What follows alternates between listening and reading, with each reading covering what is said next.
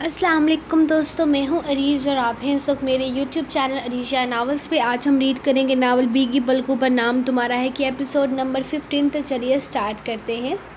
हुरिया दीदा, मैं कब से आपका इंतज़ार कर रही थी, चले नाश्ता करें।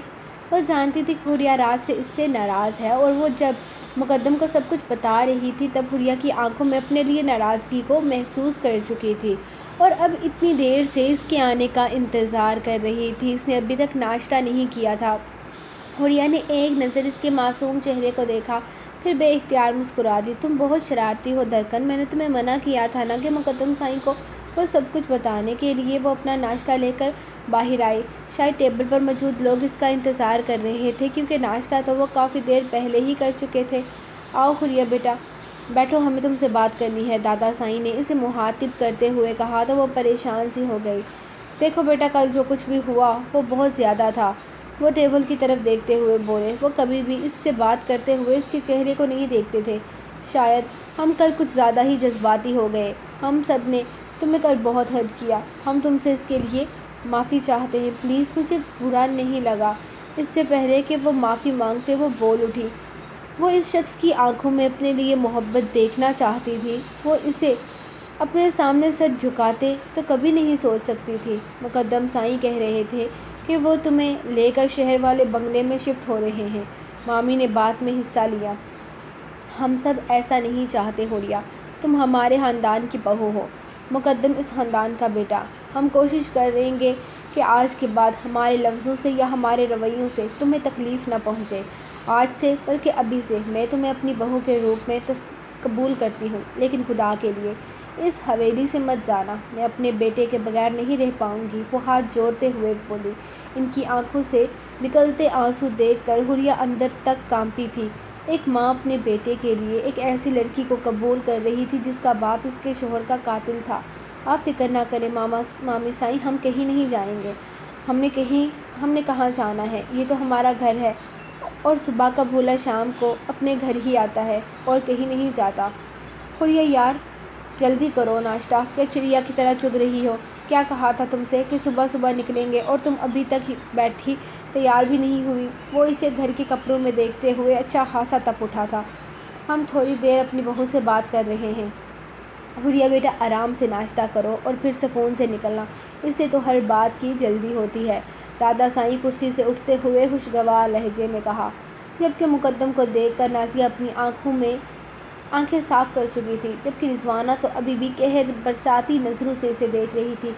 अच्छा ठीक है, तुम नाश्ता करो, तब तक मैं करदम साईं से ढेरे पर मिलने जा रहा हूँ और जब तक मैं वापस आऊँ तुम बिल्कुल तैयार मिलो मुझे। वो इसे कहता उठकर चला गया, जबकि हुरिया की खुशी की कोई इंतहा ना थी। आज इतने सालों के बाद नाना साईं इससे इतनी मोहब्बत से मुखातिब किया। कल वो जिन लफ्ज़ों से हट हुई थी, आज तो इन लफ्ज़ों को भूल ही चुकी थी। इसे इस घर में मुकद्दम शाह की बीवी की हैसियत मिली थी, ना कि मलिक की बेटी की। इसका दिल चाहा कि मुकद्दम शाह के गले लगकर इसे अपने दिल की कैफियत बयान करे, लेकिन इसे पता था इसके बाद मुकद्दम शाह ने फ्री हो जाना है। मुकद्दम शाह की मोहब्बत और बेबाकी को समझते वो बेइख्तियार शर्माई, जबकि दरगन करीब बैठी ओह ओहो करती इससे लिपट चुकी थी। वैसे मुकद्दम लाला ने ऐसी भी कोई रोमांटिक बात नहीं की कि आप शर्माएं। वो इसे छेड़ते हुए बोली तो हुरिया मज़ीद शर्माने लगी। हा हा हा हा, मुझे यकीन नहीं आ रहा, वो छोटी सी लड़की तुम्हारा दिमाग ख़राब कर चुकी है। करदम ने जब इसे अपने सुबह वाला वाक़या सुनाया था वो हंसे जा रहा था। और क्या तुम मुझे वजह बता सकते हो कि वो तुमसे इतनी खफा क्यों है? आखिर हुआ क्या है? इसकी बिगड़ी हुई शक्ल देखकर मुकद्दम पूछे बिना ना रह सका। यार, वही चाय वाला किस्सा, करदम ने सरसरी सी वजह बताई। मतलब वो कल की वजह से तुमसे नाराज़ है, जो तुमने वो फाइल की वजह से इसे डांटा था, तो वो इसकी गलती थी ना, इसे चाय नहीं गिरानी चाहिए थी।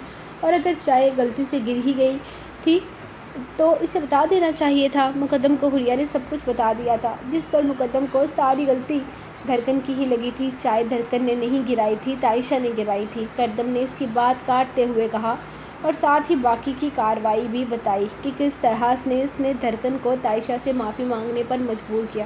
क्या ताइशा ने किया? क्यों? मतलब वो ऐसा क्यों करेगी? मुकद्दम इसे देखते हुए पूछने लगा। अगर तुम जानते हो कि चाय ताइशा ने गिराई है तो फिर तुमने धड़कन को क्यों डांटा? وہ اسے تائشہ سے معافی مانگنے پر مجبور کیوں کیا؟ اب مقدم کو قدم غلط لگنے لگا تھا۔ مجھے پہلے نہیں پتا تھا، لیکن تائشہ کے دوپٹے سے اترتے موتی میرے کمرے میں پڑے تھے۔ تب مجھے احساس ہوا کہ مجھے دھڑکن کو نہیں ڈانٹنا چاہیے تھا۔ رات کو وہ میرے کمرے میں چائے دینے آئی تو میرا ارادہ اس سے بات کلیئر کرنے کا تھا، لیکن وہ آگے سے نخرے دکھا رہی تھی اور پھر اس کے ہاتھ میں وہ موتی لگ گئے، جسے اٹھا کر وہ تائشہ کے سر پر جا پہنچی اور اس سے اچھی خاصی بدتمیزی کر ڈالی۔ جو بھی تھا، تائشہ عمر میں اس سے بڑی ہے اور اس کا مقام وہی ہے جو ایک گھر کی بڑی بیٹی کا ہوتا ہے۔ دھڑکن کی بدتمیزی پر مجھے غصہ آ گیا تھا، اسی لیے میں نے اسے ڈانٹ کر معافی مانگنے کے لیے کہا، تو بتاؤ مقدم سائیں، اگر دادا سائیں سے کوئی غلطی ہو جائے تو کیا ہم ان سے بدتمیزی کریں گے؟ ان سے نہیں نا؟ دھڑکن کو یہ بات سمجھ لینی چاہیے، آگے اس طرح کے اور حالات آئیں گے، اور اگر معافی نہیں منگواتا تو بات آگے بڑھ جاتی، بھرم میں چلی جاتی۔ دادا سائیں زمین کی وجہ سے پہلے ہی بہت پریشان رہنے لگے ہیں۔ میں نہیں چاہتا تھا کہ گھر میں ہونے والے چھوٹے چھوٹے مسائل کی وجہ سے دادا جان کی طبیعت مزید خراب ہو۔ چاہے دھڑکن صحیح تھی، لیکن بدتمیزی تو بدتمیزی ہوتی ہے، اور میں نہیں چاہتا تھا کہ میری بیوی کو کوئی بدتمیز کہے۔ واہ قدم سائیں، یعنی کہ آپ کو دھڑکن کی بدتمیزی پر غصہ آیا اور تائشہ کی گھٹیا حرکت پر غصہ نہیں آیا؟ آج پہلی بار اسے قدم غلط لگا تھا۔ اس کا دل تو چاہا کہ وہ شادی پر کی جانے والی تائشہ کی حرکت بھی اس کے سامنے کھول دے۔ تائشہ میری کیا لگتی ہے جو میں اس پر غصہ کروں گا؟ کیا حق ہے میرا اس پر جو میں اسے صحیح غلط کی پہچان بتاؤں؟ میری بیوی دھڑکن ہے مقدم سائیں، میں کسی باہر کی عورت پر اتنا حق نہیں رکھتا کہ میں اسے ڈانٹوں یا اس سے معافی مانگنے کے لیے کہوں۔ قدم نے ایک نظر اسے دیکھا، پھر سے گھور رہا تھا۔ بہت دیر ہو گئی مقدم سائیں، تمہیں اب نکلنا چاہیے، گڑیا انتظار کر رہی ہوگی۔ اس سے مل کر وہ کھیتوں کی طرف چلا گیا، جبکہ مقدم وہیں کھڑا سوچ رہا تھا، اس شخص کو سمجھنا کتنا مشکل ہے، بیچاری دھڑکن۔ یہ سفر حریہ کی زندگی کا سب سے خوبصورت ترین سفر ثابت ہوا تھا۔ وہ مقدم کے سنگ بہت خوش تھی۔ مقدم ہر تھوڑی دیر میں اسے کسی نہ کسی بات سے چھیڑتا۔ اس کا شرمایا روپ مقدم کو بہت پسند تھا۔ اس کا تو ہر روپ ہی مقدم کی جان تھا۔ اس کی ہر ادا مقدم کے لیے جان لیوا تھی۔ اس کی زندگی کا سب سے خوبصورت احساس یہ تھا کہ اس کی جان اس کے ساتھ ہے۔ گزرتے ہر ایک لمحے کے ساتھ حریہ اپنے رب کا شکر ادا کر رہی تھی۔ اس نے کہاں اپنی زندگی کو اتنا خوبصورت سوچا تھا؟ یہ تو مقدم کی سنگت تھی جو اسے دن بدن خوبصورت بنا رہی تھی۔ ایک عورت چاہتی ہی کیا ہے اپنی زندگی میں؟ صرف چاہنے والا، احساس کرنے والا۔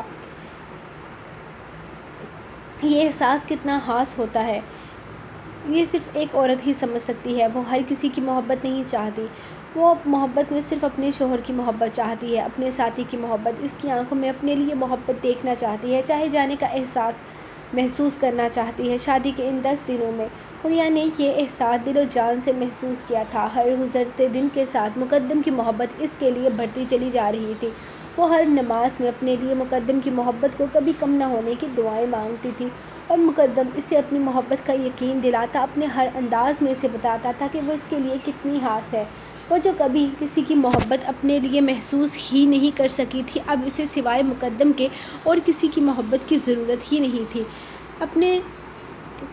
پہلے مقدم صرف اس سے محبت کرتا تھا، لیکن اب اس نے اس گھر میں اس کے لیے ایک مقام بنایا تھا۔ بے شک وہ لوگ اسے کبھی اہانہ شاہ کی بیٹی کے روپ میں قبول نہ کرتے، لیکن مقدم شاہ کی بیوی کے روپ میں قبول کرنے پر مجبور ہو چکے تھے۔ وہ اس گھر کی بیٹی نہ تھی، لیکن بہو تو تھی۔ بس یہی بات حریہ کو فرش سے عرش پر بٹھا گئی تھی۔ اب وہ بے مول نہیں تھی، بلکہ اس کے گھر میں سب سے لاڈلے بیٹے مقدم شاہ کی بیوی تھی، اس خاندان کی بہو تھی، اور یہ صرف اس کا مقام تھا جس پر کسی اور کا کوئی حق نہیں تھا۔ سویرا دیدا، اب آپ کیا کریں گی؟ مجھے کچھ بتائیں گی؟ آخر کیا چل رہا ہے آپ کے دماغ میں؟ میں نے تو قدم اور دھڑکن کی لڑائی کروا کر ان دونوں کو الگ کر دیا، اب وہ دونوں ایک دوسرے سے بات بھی نہیں کرتے، لیکن آپ نے کیسے ان دونوں کو ہنی مون پر جانے دیا؟ آپ نے کچھ نہیں کیا۔ آخر چل کیا رہا ہے آپ کے دماغ میں؟ تائشہ کب سے اس کے کمرے میں بیٹھی اس سے باتوں میں مگن تھی۔ اس کے دماغ میں کیا چل رہا تھا وہ نہیں جانتی تھی، لیکن اس کی پرسرار مسکراہٹ بہت کچھ بیان کر رہی تھی۔ ضرور اس کے دماغ میں کوئی ایسی کھچڑی پک رہی تھی جو کچھ بہت کچھ تباہ کرنے والی تھی، بے فکر ہو جاؤ، کچھ نہیں ہوگا۔ دھڑکن مجھے بتا رہی تھی کہ مقدم سائیں حریہ کو بہت پہلے سے چاہتے ہیں، وہ کبھی بھی مجھ سے شادی نہیں کرنا چاہتے تھے، وہ ہمیشہ سے اس 2 کی لڑکی کو اپنے دلہن کے روپ میں دیکھنا چاہتے تھے۔ تو دیکھنے دو، کچھ دن عیش کرنے دو، انہیں جینے دو، انہیں اپنی زندگی، اور پھر انہیں میرے پاس آنا ہے ہمیشہ کے لیے۔ میں نہیں چاہتی کہ ان کی کوئی خواہش ادھوری رہ جائے، وہ ہمیشہ کے لیے میرے ہونے والے ہیں، تو کیا فرق پڑتا ہے کہ کچھ دن اس لڑکی کے ساتھ گزار لیں جیسے وہ کبھی پسند کرتے تھے۔ سویرا نے بے فکری سے کہا۔ سویرا دیدا، کیا آپ مجھے اپنی پلاننگ بتائیں گی؟ وہ اس کی باتوں سے بھی اچھی خاصی گھبرا گئی تھی، ضرور کوئی بہت بڑا کارنامہ سر انجام دینے کے بارے میں سوچ رہی تھی، اور عائشہ کو اسی بات سے ہول اٹھ رہے تھے۔ کچھ تو گڑبڑ تھی جو سویرا اسے نہیں بتا رہی تھی، وہ کیا پلان کر رہی تھی، اس کے دماغ میں کیا چل رہا تھا، عائشہ بھی نہیں جانتی تھی، اور اس کی شکل سے لگ رہا تھا کہ وہ اسے کچھ بتانے والی بھی نہیں ہے۔ وہ رات کو گھر واپس آیا تو دھڑکن اسے کہیں نظر نہیں آئی۔ اس کے بعد ڈنر ٹیبل پر بھی وہ اسے کہیں نظر نہ آئی۔ کھانا بھی روز کی طرح آج بھی ملازموں کے ہاتھ کا ہی بنا تھا، یعنی کہ اس کے کہنے کے باوجود بھی دھڑکن نے اس کے لیے کچھ نہیں بنایا تھا۔ عائشہ نے سب کو چائے پلائی، وہ بھی کچھ بھی بولے بنا چائے پی گیا۔ شاید وہ دھڑکن کے ساتھ کچھ زیادہ ہی زیادتی کر گیا تھا، شاید وہ عائشہ سے معافی مانگنے کی وجہ سے اس سے خفا تھی۔ اپنی غلطی نہ ہونے کے باوجود معافی مانگنا کتنا اذیت ناک ہوتا ہے وہ سمجھ سکتا تھا، لیکن وہ یہ بات کبھی نہیں سمجھ سکتی تھی کہ کردم نے ایسا کیوں کیا۔ اس نے حریہ کے علاوہ کبھی کسی کو پر روک ٹوک نہیں کیا تھا، وہ کسی پر بھی اپنا حق نہیں سمجھتا تھا، یا شاید دھڑکن پر ضرورت سے زیادہ حق جمانے لگا تھا۔ کھانا کھا کے وہ روم میں آ گیا اور یہی سب سوچنے لگا۔ اس کی ماں کہا کرتی تھی، اپنے سے بڑے انسان سے کبھی بدتمیزی مت کرنا، یہ تمہاری تربیت کو 2 کوڑی کا کر دے گی۔ شاید وہ یہی بات دھڑکن کو سمجھانا چاہتا تھا۔ وہ اس کے علاوہ بھی دھڑکن کو بہت ساری باتیں سمجھانا چاہتا تھا۔ وہ اسے اپنی مکمل بیوی کے روپ میں دیکھنا چاہتا تھا۔ وہ جانتا تھا دھڑکن ان میچیور ہے، لیکن کل کو اسے یہ گاؤں سنبھالنا تھا، اسے سرپنچ بننا تھا، تو دھڑکن پر بھی نہ جانے کتنی ذمہ داریاں تھیں جو وقت رہتے اسے سمجھنی اور سیکھنی تھی، لیکن شاید وہ اس سے کچھ زیادہ ہی امیدیں لگا بیٹھا تھا۔ مقدم ہوٹل چیکنگ کروا کر واپس آیا تو حریہ گہری نیند سو رہی تھی، شاید سفر سے بہت زیادہ تھک گئی تھی۔ اسے اس طرح گہری نیند سوتا دیکھ کر مقدم بے اختیار مسکراتے ہوئے اس کی طرف بڑھا، غیر محسوس انداز میں اس کے ماتھے کو چومتا وہ اٹھ کھڑا ہوا، اور اس کے آرام کرنے کا بھی کوئی ارادہ نہ تھا، بلکہ وہ تو اپنی حریہ کو خوابوں کی دنیا میں لانا چاہتا تھا، وہ اسے ہنی مون کا ہر لمحہ یادگار بنانا چاہتا تھا۔ مقدم نہیں چاہتا تھا کہ حریہ کے لبوں سے مسکراہٹ ایک لمحے کے لیے بھی غائب ہو۔ اس وقت بھی سوتے ہوئے ایک خوبصورت سی مسکراہٹ اس کے لبوں پر تھی۔ تو میرا سونا ماہی، بی ریڈی، ایک خوبصورت سا سرپرائز تمہارا انتظار کر رہا ہے۔ وہ مسکراتا ہوا کمرے سے باہر آیا تھا۔ کیا مطلب؟ آج پھر کوئی شادی ہے؟ دھڑکن جو ابھی اپنے کمرے میں آئی تھی، احمد شاہ اس کے پیچھے آ کر اسے شادی کے بارے میں بتانے لگے۔ ان کو لگا تھا کہ کردم نے جو کل رات دھڑکن کو ڈانٹا ہے وہ مسئلہ حل ہو چکا ہے، کیونکہ اس کے بعد اس کا بالکل بھی کوئی ذکر نہ ہوا تھا۔ آج بھی ایک شادی ہے، گاؤں میں ہے، کوئی نہ کوئی شادی ہوتی رہتی ہے۔ آپ کے دادا سائیں نے کہا ہے کہ آپ کو جلدی سے تیار ہو جائیں، ہم سب لوگ جا رہے ہیں سوائے کردم سائیں کے، احمد شاہ نے مسکراتے ہوئے کہا۔ کردم سائیں کیوں نہیں جا رہے؟ کردم کو یاد کرتے ہوئے دھڑکن کے لب مسکرائے۔ اسے تنگ کر کے دھڑکن کو بہت مزہ آ رہا تھا۔ وہ بھیڑ بھاڑ میں جانا پسند نہیں کرتے، کہیں جانا ضروری ہو تو بے شک چلے جاتے ہیں، احمد شاہ نے بتایا۔ ٹھیک ہے، میں جلدی سے تیار ہوتی ہوں۔ اسے بول کر وہ بابا سائیں کے کمرے کی طرف چلے آئے تھے۔ کچھ دنوں سے ان دونوں کے تعلقات بہت خوشگوار ہو گئے تھے، دھڑکن نے سب کچھ ٹھیک کر دیا تھا۔ احمد شاہ کو بس ایک بات کا افسوس تھا کہ گزرا ہوا وقت وہ واپس نہیں لا سکتے تھے، اپنے بھائیوں کو واپس ہنستے کھیلتے نہیں دیکھ سکتے تھے، اور نہ ہی اپنی لاڈلی بہن آہانہ کے سر پر ہاتھ پھیر سکتے تھے۔ ماں کی ممتا روٹھے ہوئے تھے، نہ جانے کتنے برس بیت چکے تھے، لیکن وہ باپ کا سایہ نہیں کھونا چاہتے تھے۔ جب سے دھڑکن اور کردم کا نکاح ہوا تھا، دادا سائیں بہت خوش رہنے لگے تھے، اور انہیں خوشی کو احمد شاہ کو بھی مکمل شامل کرتے تھے۔ ہاں بھائی دھڑکن، تیار ہو؟ عائشہ، سویرا اور گھر کے باقی سب لوگ جانے کے لیے تیار تھے۔ جب دھڑکن کو محسوس نہ کر کے دادا سائیں نے پکارا۔ کردم ابھی گھر واپس لوٹ کر آیا تھا، سب کو اس طرح سے تیار دیکھ کر وہ سمجھ چکا تھا کہ وہ سب لوگ شادی پر جا رہے ہیں۔ دھڑکن بھی آ گئی احمد شاہ نے اسے سیڑھیوں سے اترتے دیکھ کر کہا۔ قدم کی نظر بے اختیار اس پر اٹھی تھی۔ سفید انارکلی فراق میں سر پر خوبصورتی سے دوپٹہ سجائے وہ کسی اور ہی دنیا کی خوبصورت پری لگ رہی تھی۔ قدم کی نظر اس پر ٹھہر سی گئی۔ ماشاءاللہ، میری شہزادی تو بہت خوبصورت لگ رہی ہیں، دادا سائیں سے اپنے سینے سے لگاتے ہوئے کہا تو وہ بے اختیار شرما دی۔ دھڑکن، ایک کپ چائے بنا کر میرے کمرے میں لے آؤ۔ قدم اس پر سے نظریں ہٹاتا اپنے کمرے کی طرف جانے لگا۔ میں شادی پر جا رہی ہوں۔ دھڑکن جانتی تھی کہ قدم جانتا ہے کہ وہ شادی پر جانے کے لیے تیار ہوئی ہے، پھر بھی وہ اس طرح سے آرڈر جا رہا تھا، وہ بھی جبکہ وہ جا رہی تھی۔ اسی لیے دھڑکن نے اسے بتانا ضروری سمجھا کہ فی الحال وہ اس کے لیے چائے تو ہرگز نہیں بنا سکتی، اور ویسے بھی اس دن کی عزت افزائی کے بعد دھڑکن نے قسم کھا لی تھی کہ وہ اس کا کوئی کام نہیں کرے گی۔ دھڑکن، شاید تم نے سنا نہیں، میں نے کہا کہ چائے بنا کر میرے کمرے میں لاؤ، اس بار قدم ذرا سختی سے بولا۔ دھڑکن نے دادا سائیں کی طرف دیکھا۔ دادا سائیں نے ایک نظر دھڑکن کی طرف اور پھر قدم کی طرف دیکھا، پھر دھڑکن کو دیکھتے ہوئے ٹھہرے ہوئے لہجے میں بولے، جاؤ بیٹا، اپنے شوہر کو چائے بنا کر دو، تم کل ولیمے پر چلی جانا۔ اب تم لوگ میرا منہ کیا دیکھ رہے ہو، چلو گاڑی میں بیٹھو۔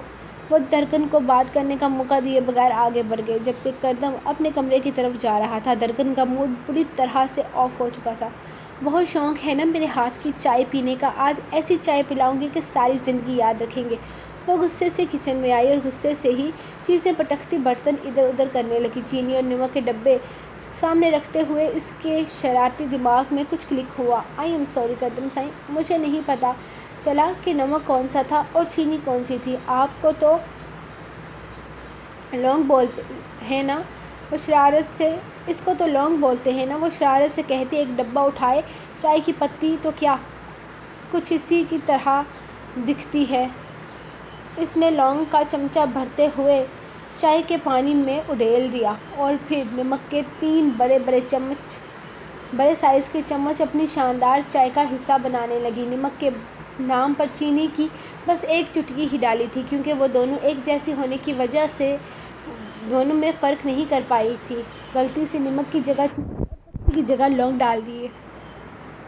قدم سائیں، آپ کی شاندار چائے تیار ہے۔ چائے کو کپ میں ڈالتی وہ اس کے کمرے کی طرف جانے لگی۔ بے شک آج اس کے ہاتھوں جو ڈش تیار ہوئی تھی وہ چائے کے علاوہ کچھ بھی کہلوا سکتی تھی۔ سو گائز، یہ رہی آپ لوگوں کی آج کی ایپیسوڈ نمبر 15۔ فیس بک پہ ہمارا یہ ناول 30 ایپیسوڈ تک کمپلیٹ ہو چکا ہے۔ جو لوگ فیس بک پر اس کو پڑھنا چاہتے ہیں تو لنک آپ کو عریشہ پیج کی پن پوسٹ پر مل جائے گا۔ میرے خیال میں ناول نمبر 19 ہے، وہاں پر آپ دیکھ کر اس کو ریڈ کر سکتے ہیں، ریٹن میں بھی اور PDF میں بھی آپ کو کسی بھی ویب پر مل جائے گا۔ تو ملیں گے ہم نیکسٹ ایپیسوڈ میں، تب تک لیے اپنی رائٹ کو دے اجازت، دعاؤں میں یاد رکھیں۔ اللہ حافظ۔